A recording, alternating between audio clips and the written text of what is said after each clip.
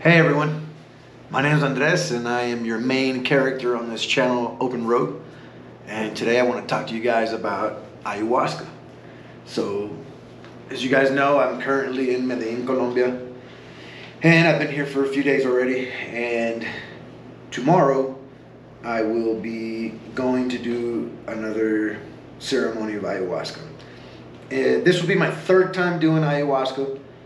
And the first time I did ayahuasca was, I want to say, a year and a half ago.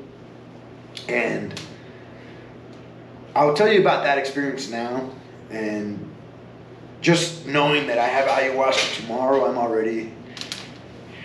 I got so many emotions and feelings going through my body right now that it's so hard to explain. And it's just such a powerful medicine. So I'll tell you my first experience of ayahuasca that I went through a year and a half ago. So a year and a half ago, I was going through some pretty hard times. I think mentally I was in a very bad place. I was going through divorce, and nobody really wants to go through those things, but without getting into much detail about the divorce thing,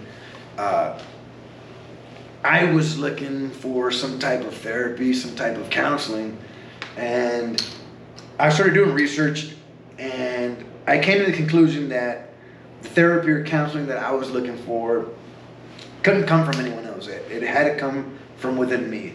And what I mean by that is, I think in order for me to listen to someone and talk my things to someone else, that other person on the other side would had to have gone through similar things that I've been through. And I guess at my age, I was 35 at that time, 36, something like that.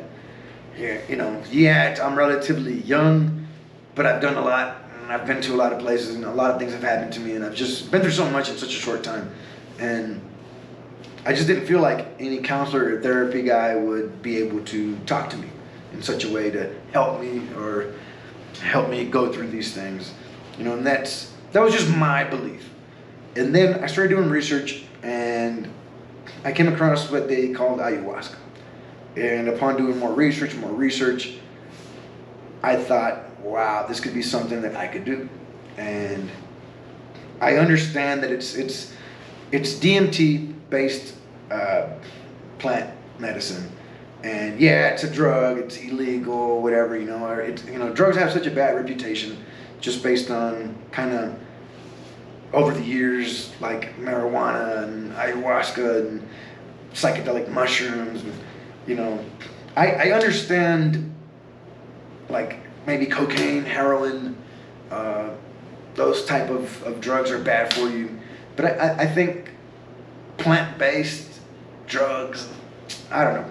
Like, I'm not too convinced that they're so bad for you. So I figured I'd go give it a shot. Now, ayahuasca can be found in Costa Rica, Peru. I think Peru is actually the best place to do it. But,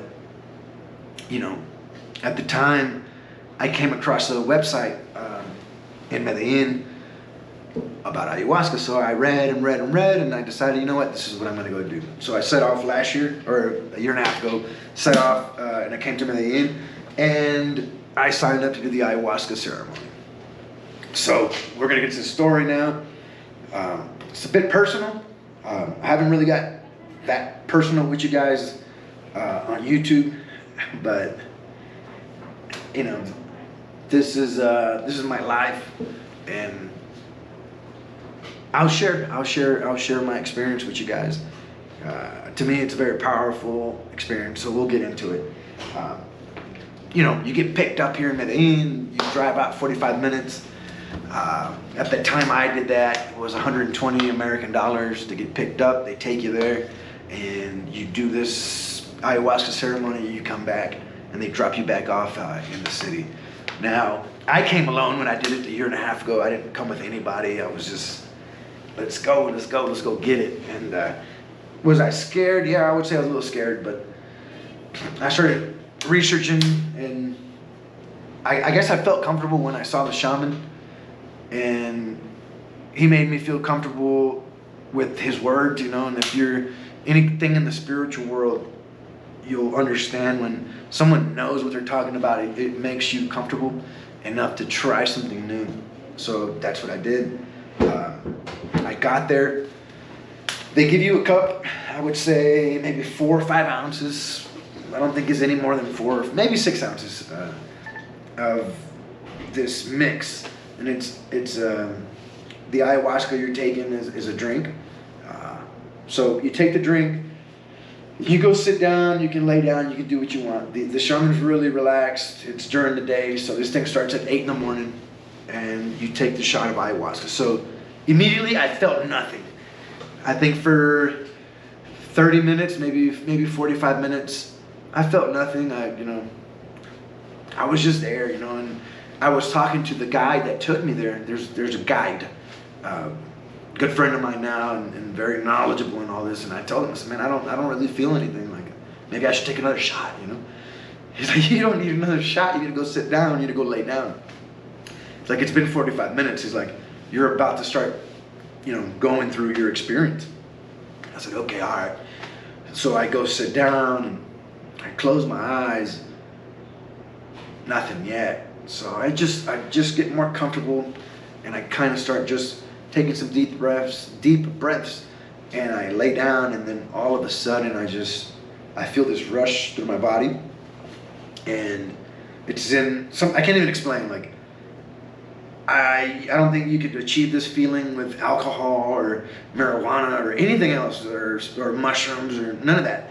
This was a feeling all on its own, and it just goes through your body, and you feel this sensation where it warms you up, and then, you know, your eyes are closed, and then for me, in my experience, there's pictures start coming up.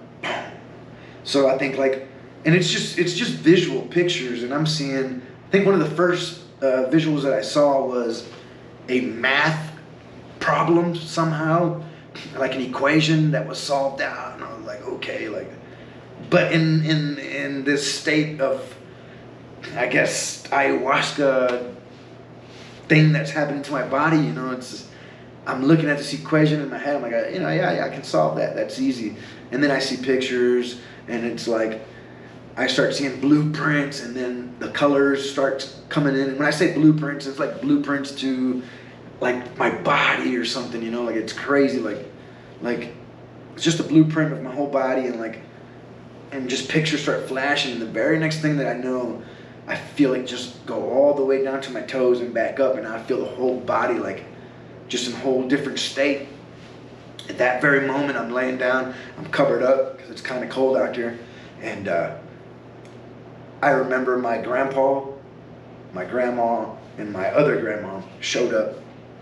You know, but it's not like they're showing up in person. Like, you feel them, their energy's there, and I felt their energy covering me, like just hugging me. All three of them, just all of them putting their hands over me.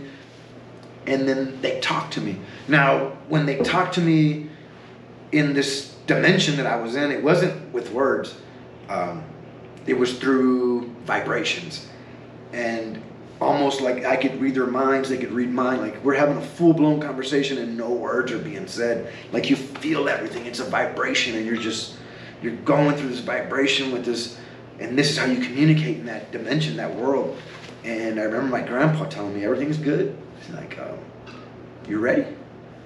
And I said, yeah, I'm ready. Let's do this. And the very first thing that I saw was my problem. And my problem at the time was not knowing how to go through this divorce, right? And what it did for me was clarify a lot of things. And I think the answer to what I needed to do was deep down inside of me. And for me in this situation, the best thing for me to do was to let go of, I guess, the marriage, you know, and knowing and understanding that there was no other way to work this out anymore. And there comes a point in a person's life where you gotta face the facts and understand that everything that could have been done to save and that relationship and try to make it work. It wasn't going to work anymore. And I think that was the toughest thing for me, was not accepting that, and I guess holding on to the idea of the marriage, and I didn't want to be another divorced guy again, and now I have children, and so it's kind of hard. But what the ayahuasca did for me was make everything pretty much simple and clear for me, and it showed me the best route for me and for my well-being and my mental state and everything is to go through with the divorce, and to be very honest, you start looking within, and I had issues that I needed to solve. Like I can't blame 100% my failure in my marriage on my ex-wife. That's not fair at all. It takes two in the relationship, and there was plenty that I needed to fix as well. But I knew that we just couldn't stay together anymore. And so I looked within myself, and I saw all the flaws and all the things, and it just clarified everything for me. But I knew the answer, and what I was looking for was to go through and separate and end the marriage. But at that time, I felt like I forgave her and I forgave myself, right? It's this forgiveness that I blamed myself for a lot of it, and I blamed her for a lot of her things, and came to a point where I forgave myself, I forgave her, and don't get me wrong, like I will always love her in a type of way. We have kids. At one point I was madly in love with this woman, and I loved her with all my heart. So I could never hate her, like I could never hate what happened, or I could never feel a certain way. It doesn't work that way, and I'll always love her. It's not like this where I hate that girl because I'm not with her no more. It doesn't work that way. Like when I truly care for someone, and I can say that about any of my past relationships, even if I don't talk to them, even if I don't see them, even if I have no communication with them, I'll always love that person for, I guess, what they gave me at that time. Because at one point or another in that relationship, they've made me the happiest man in the world, right? So I can't just say, no, I hate him, and that's it. It doesn't work that way. So I'll always have love for her. And I guess that kind of gave me the okay to just move forward, and let that be something of the past, and forgive her, forgive myself, and know that that's pretty much it. We can't fix this anymore, and that hurt big time. But it was, to me, was the right thing to do. And now we have a great co-parenting relationship. I see her and she looks happy, and that's great, maybe I just wasn't the right man for her, and I feel like I'm happy as well, you move on, and am I truly happy? Is anyone truly happy? I don't know, I think we're here just to experience things, But okay, I'm getting off track. I'll go right back to the experience. So that was the first thing that I dealt with during that experience. And then I'll backtrack. I got to backtrack just a little bit. So before I analyzed that marriage part, I saw a fairy. And the fairy was like if I'm seeing them up here, right? And it was a fairy. It was very small, and it was flying. And it had a clown face. But it was me. Like the face was my face in that fairy. And he had a little clown face with a little red nose, that little red nose. Anyways. So I was asking him, like, hey, like, who are you? He's like, oh, I'm you. But in a fairy. I'm like, oh, okay. He's like, and I remember him seeing that he had a pencil and a paper. And I asked him, like, what are you doing? What is that? And the fairy's like, oh, I take notes on everything you do. Like, I've been taking notes your entire life. Like, okay. And that's where he said, look to your left. And when I looked to my left, it was like I could see my problem as far as my marriage went.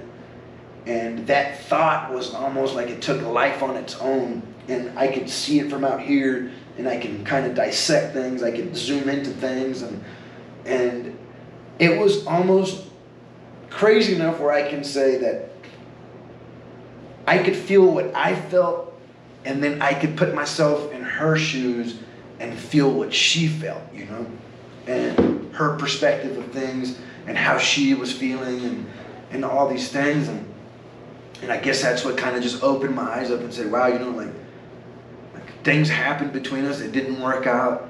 And, you know, it doesn't make her a bad person. It doesn't make me a bad person. It just makes us two people that can't be together anymore.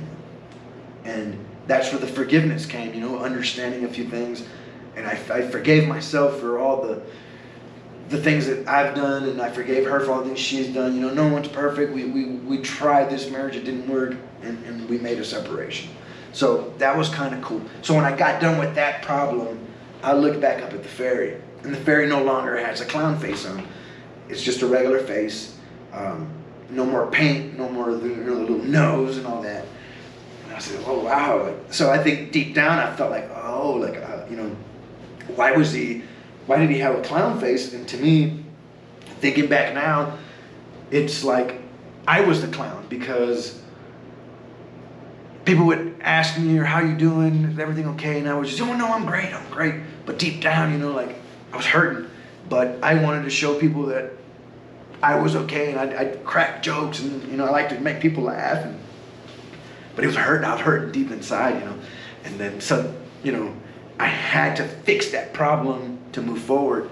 And so now that I see the fairy without the face, I go into this next place. The fairy tells me, you want to go somewhere special? And I said, yeah, I'd like to see that special place. He said, this is the most special place. This is the most special place you'll go to. I said, okay, yeah, I'd like to see that. So I take off, and I go and I get into this, what I call like a jungle. And then I have like a bird's eye point of view of everything, and I'm looking down, and I spot what I see down there in the, almost like the, I guess the jungle bottom, you know, the dirt where there's leaves, and I see my daughters, right? And they're dressed up as princesses, and they're just beautiful as can be, and they're playing tea, or they have real tea. I mean, you know, it was, you know, the memory kind of fades in and out, right? So they're drinking tea, and they're dressed up as princesses, and I mean, just beautiful, beautiful, beautiful. And I look back at the fairy, and I say, oh wow, this is like my happy place. He said, yes. I said, but I've been here before. He says, of course you have. You've always been here. This is where you come from, but you have forgotten. And I was like, what? Like, he's like, look back down. So I look back down, and now I have like a first person's point of view, and I'm down there with him now. And I can come out and look at myself, but a lot closer. Instead of a bird's eye view, now I'm down here and I can see everything. And I'm dressed as a king, and we're playing, we're drinking tea, and but it's no longer like the grown-up me. It's the 5-year-old me, right? So it's my inner child that's playing with them, and we're connecting, and we're just having fun. And I looked back up at the fair. I said, I want to stay here for a good while.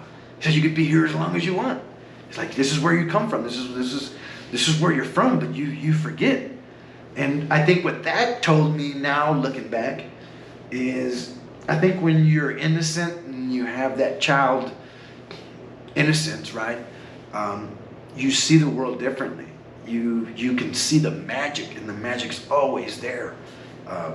You can interact with magic and everything you're learning, and it's a magical world.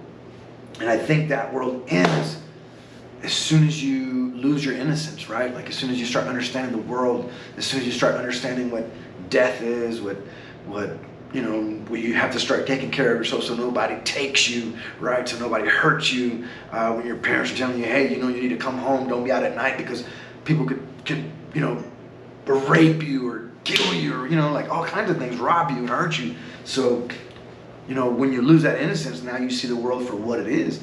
But are we really seeing it? I don't know. Yeah, it is, right? Because that's a reality. We're forced to I guess, live in, because now the world is bad. And as a child, you don't see it that way. So that's what that kind of told me, like, this is where I come from, right? Like, I've been here before. And honestly, like 100% positive that I'd been here before. Like this whole dimension, this whole place that I've been, like now that when I went to see my daughters and I was playing with them, I'd been here before. Like it wasn't a new place. Like it felt like home to me. So long story short, I play with them and I stay there for a good while. And I look back at the fair and he's like, hey, I think we need to move on. I said, okay, yeah, like I can come back to here. He said, you can come back there even if you're not on ayahuasca. And I was like, oh. So that showed me that I can always play with my kids. I can be there with them. I can have those play times with them and that interaction and get down to that child level with them and bond with them. And that showed me so much at that time. So I said, okay, so I can come back, right? He said, I guarantee you'll be able to come back anytime you want. And you don't even have to be on this medicine. I said, okay. So we shoot out again. The next place we go to is, I don't know if you guys know what court jesters are, but if you don't, look it up, Google it. So I get to this new place and it's like I'm inside of a mushroom, but it's a temple maybe. I don't know. I can't remember really the structure of where I was in, but I remember seeing maybe 14, 15 court jesters, like little elves. And these people were, I would say 3 feet tall, 4 feet tall. I would say 3 feet to 3.5 feet tall. And these are grown little men that look like dwarfs, but they're dressed as court jesters. And so their hat has like this, you ever seen where it has like these things like that, and they have like the ball here, the ball here, the ball here, like these little hats they will wear, and like these, I don't know if you call them suits or costumes, but they're dressed and it was colorful, right? So like it's I remember it being like yellow and green and black and gold and purple, and like I remember their shoes were those things where they curl up, like almost like I'm seeing a genie out of a lamp, right? But they're court jesters. And again, like remember all these conversations that I'm having with the fairy, that I'm having with my daughters, that my grandparents showed up. None of this is talking. It's all vibration. And it's like telepathy, right? Like you can think and you can read their mind and vice versa. So that was pretty amazing. So I'm doing all this with these court jester guys, or these little, I'll just call them these little like dwarfs, right? And they're showing me these things, and it's like, look at this. And every time they show me something, like I don't know what it is, but it's like the most amazing thing I've ever seen. And like it's like some mechanical thing or toy or something that they got going on, and looking at it, like then the next one's like, hey, look at this, and I look to see the next little dwarf, and next he's showing me the most amazing thing I've ever seen, right? But I don't understand what I'm seeing, and I can't remember it now. Like it's so crazy. And I never once felt threatened by these entities. I didn't feel bothered by them. I wasn't scared. I almost felt like maybe the temple that I was inside was my body, right? And that these little entities are inside of me, and it's crazy, right? And then after that, not much happened with those little dwarfs or whatever. They took me to a room where what was happening to me was a healing room. And I remember I sat in a chair, and I sat in a chair almost like a king's chair, and I'm sitting down, and I like lean back a bit, and this beam of white light is coming from like the sky, and it's healing me, and I'm feeling nothing but love, and like just the most amazing feeling of love. And I get like love. It was just love. It was fixing the soul, my body, my everything, and I remember letting that thing heal me, and it would heal, and I was just feeling this great sensation of love and warmth, and like it's almost as if somebody was hugging me and just holding me, and of course, you know, I'm bawling tears. I'm feeling this heal that I'm healing. And I would say that lasted for however long it lasted. I can't remember, you know, but I do remember getting that healing, getting the healing, and just healing. And then I wake up, you know, I come into the real world and I got to throw up now, you know. So I get up and I go to the plant and I'm just, you know, I'm throwing up, right? The ayahuasca. So, and they had warned us on the brief. The shaman told us, you know, if you're going to throw up, you're going to purge. It's like you're purging all this bad stuff out, all this negativity. You're gonna let it all out. So that happened. And then I remember I went to sit back down, and then I started like, okay, like I'd close my eyes and I could pop into that world. And then I'd open my eyes and I was like, oh, I can control it. So I could go in and out as I wish. Like, oh, that's insane that you can do that. And so I played with that for a little bit.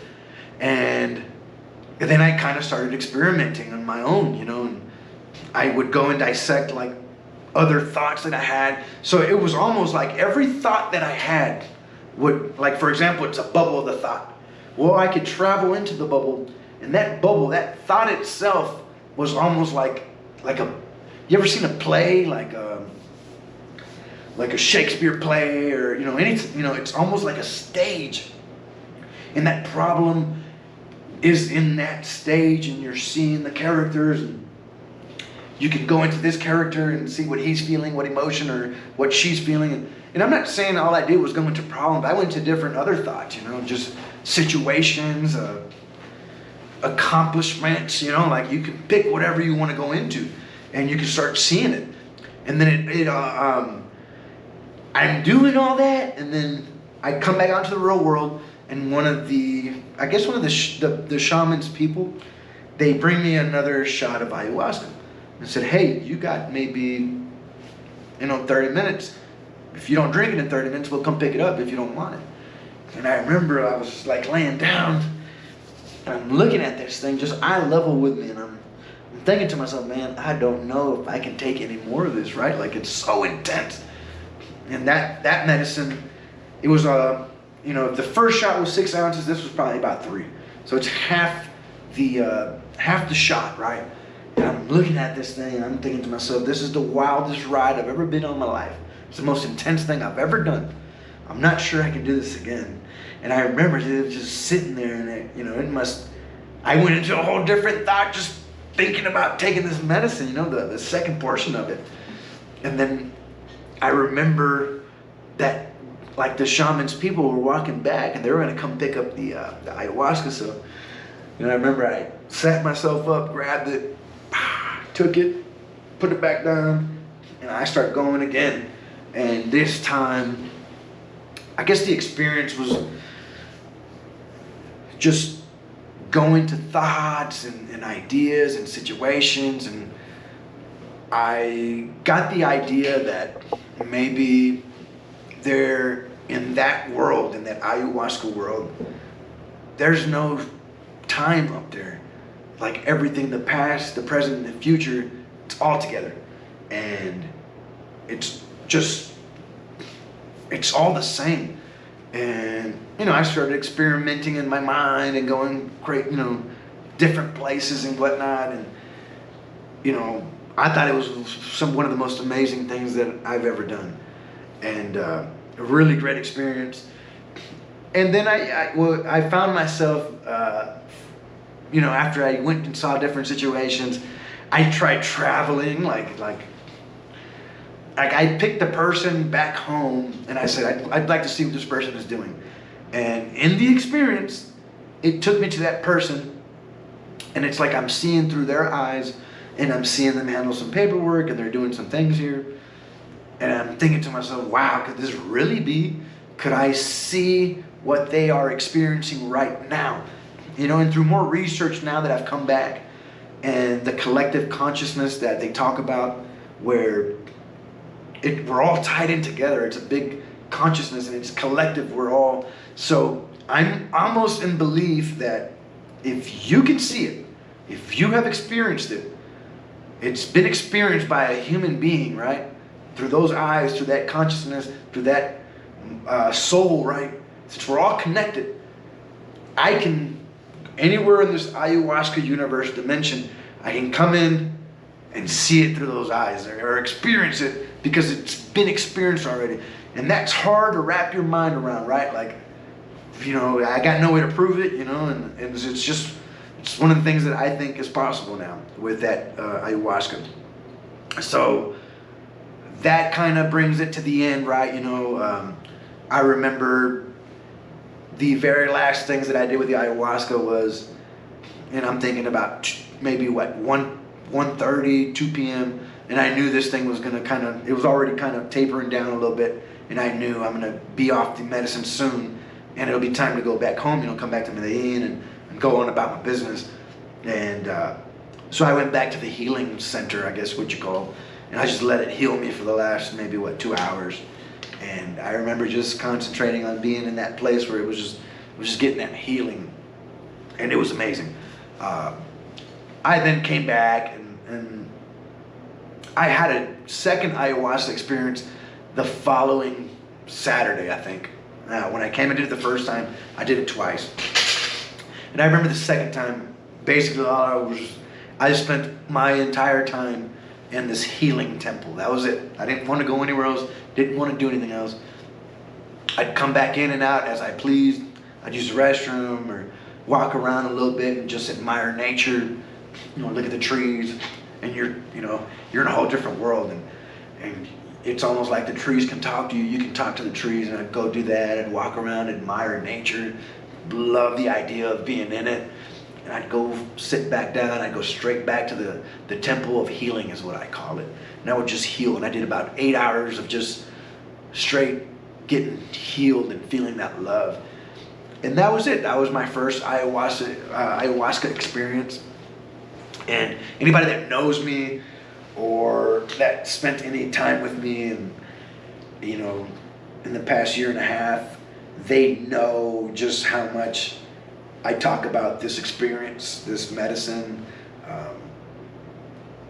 I try to not sound crazy. I know it's hard because, you know, the regular person might say, well, this guy's just a fucking lunatic. Some druggie that goes to Colombia, gets drugged up and goes into a different dimension. Of course he's drugged up, but it's not like that. The whole time I was under the ayahuasca experience, I can tell you I had 100% control of my body, 100% control in the real world, if that makes any sense. In the ayahuasca world, yeah, you surrender to the medicine, to la abuelita, right?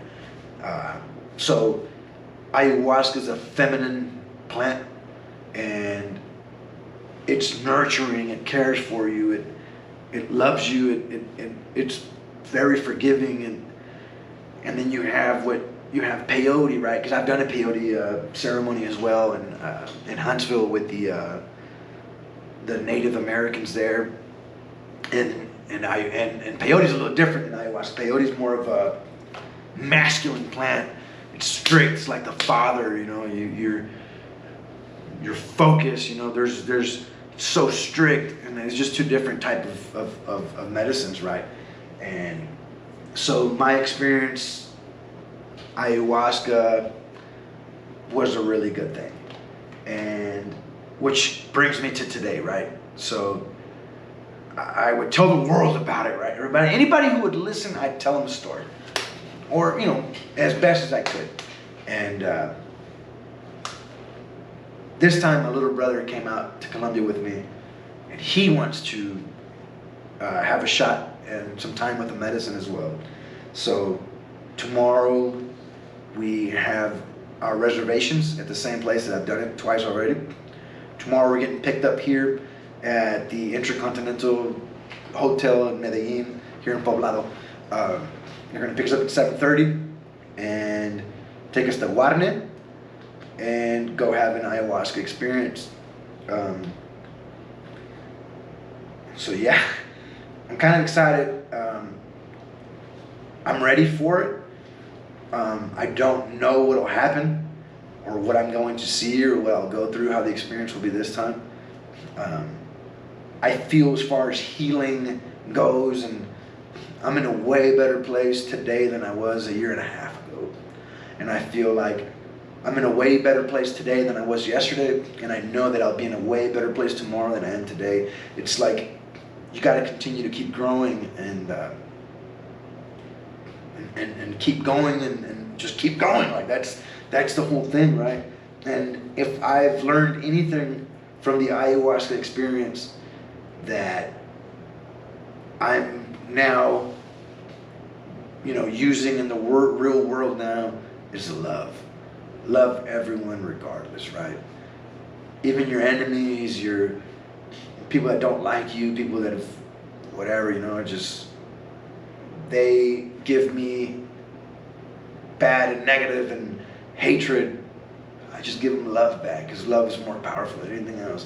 Now that doesn't mean, okay, there's a robber trying to rob me with a gun, I'm going to try to give him a hug. That doesn't mean that, right? Like, obviously, you got to get to work if you got to get to work. But for the most part, most interactions that we have daily, be a good person. Actually, my daughter said it the best on the last video. She said, love everyone and love yourself, right? And like that's what made it so powerful when she said that in that video. And that's why it was so powerful to me then. And it caught me so by surprise, because that's how I live my life now. Maybe I wasn't living it that way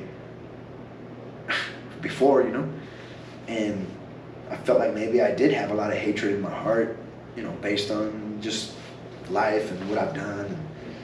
And now it's different. Now I can honestly say that I choose to be a good person to people.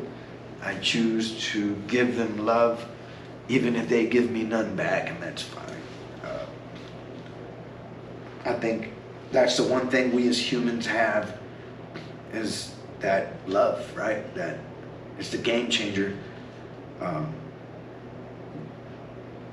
Like, we're getting into this world where there's artificial intelligence, and they may be the smartest freaking thing on earth, right? But can they feel and can they give love? That's what separates us from just about anything else in this world. Animals can give love too, especially dogs, I think. So, love is great. I'm going to leave you guys on that note. And that is my ayahuasca experience from a year and a half ago. I really debated whether or not I'd actually make a video about it, because it's very personal. And now that I've said the whole story, I feel pretty good about it. I'm a lot more comfortable, I guess, maybe talking to someone about the experience than I am putting it behind a camera. But I also understand that I can't have this conversation with every single person, that I know or that I meet. But this is a good way to kind of throw my story out there. And maybe there's someone somewhere right now that's going through something so traumatic or just so much in their life, and they're looking for some type of way to answer their questions, and they're thinking about therapy, or they're going through a really rough patch in their life. I would highly recommend that if you visit Medellin, Colombia, and even if you don't think you have any issues, it would still be a very good experience for anyone and everyone, right? So if you're headed out here in the next however many months, I'm going to link the website of this ayahuasca, I guess, where I go to do the ayahuasca here in Medellin. I'll link that in the description of this video down below. And I hope you guys have a great day. If you got any questions, concerns, comments, whatever, leave it in the comments. The channel's not super big, so I'm pretty good at answering all the comments, right? And for anybody that maybe someone that could use the ayahuasca, the medicine, share the video. That'll do it for this one. And yeah, I appreciate you guys. Have a good one.